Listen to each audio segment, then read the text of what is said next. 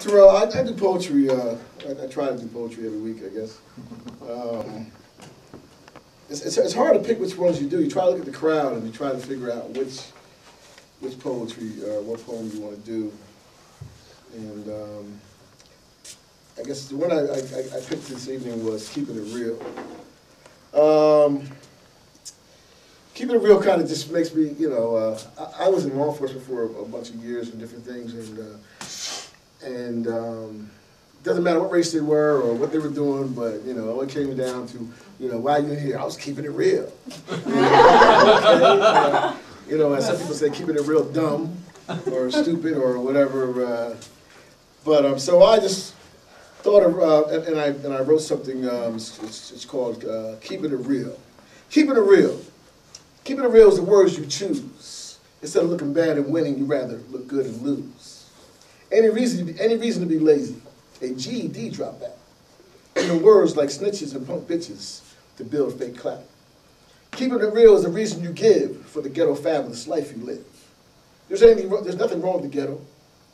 It was good enough for me. My problem is if a ghetto star is what you aspire to be. I built an excuse to commit the crime.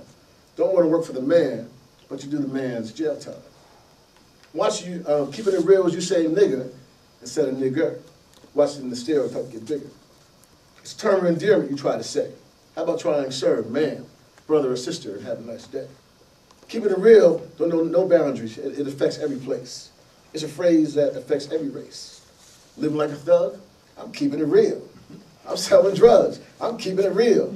Wear clothes that fit, I'm keeping it real. Go legit, I'm keeping it real. I don't need to know how to read, I'm keeping it real. Ebonics is all I need, keeping it real. Don't want a job, I'm keeping it real. I steal and rob, keeping it real. Got 3 babies I can't take care of and 1 in the tank, keeping it real. Drove my Escalade to the food bank, keeping it real. I ain't no punk, keeping it real. Found me folded up in the trunk, keeping it real. I'm gonna kill you, you ain't gonna disrespect me. I'm keeping it real. I don't care if you arrest me, I'm keeping it real. Keeping it real, your catch-all justification. Keeping it real usually leads to real incarceration. So since we're keeping it real, isn't keeping it real prison fornication? And if we're keeping it real, let's keep it real, cheap, and not send them to jail when they commit a crime. Let's just line them up and whip their asses one at a time. Because if you were really keeping it real, you'd be trying to work towards getting a 9 to 5. You'd be teaching your kids how to live and not just how to get by. If you're really keeping it real, you know nothing comes easy, and sometimes life knocks you down. It also means you get up and wipe yourself off and not just slither on the ground. So next time you're keeping it real and try to slither by, why don't you stand up and give the real world a try? Keeping it real. Thank you.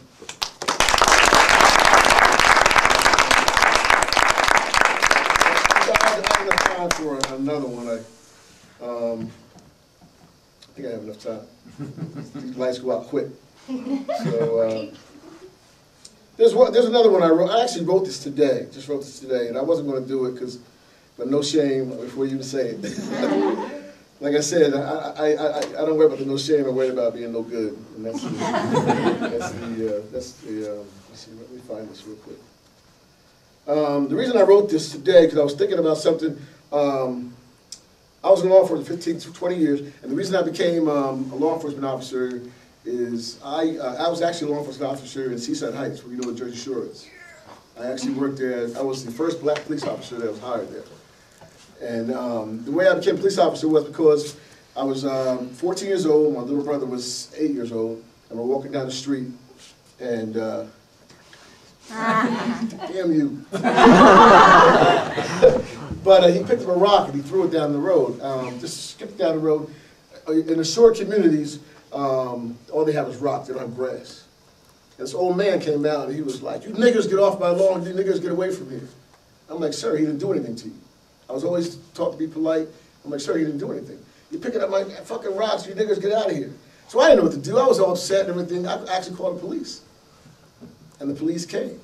And the officer said to me, I'm like, "Sir, my brother's only, 8 years old. This man's calling us a nigger." And the officer's like, "Well, you shouldn't have thrown his rocks."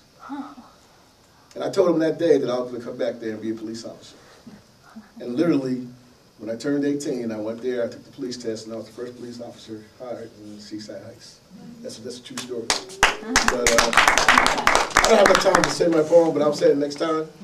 But that was the story. That's the reason why I wrote this. I wrote a poem. So next time, I guess you come next week you can see me.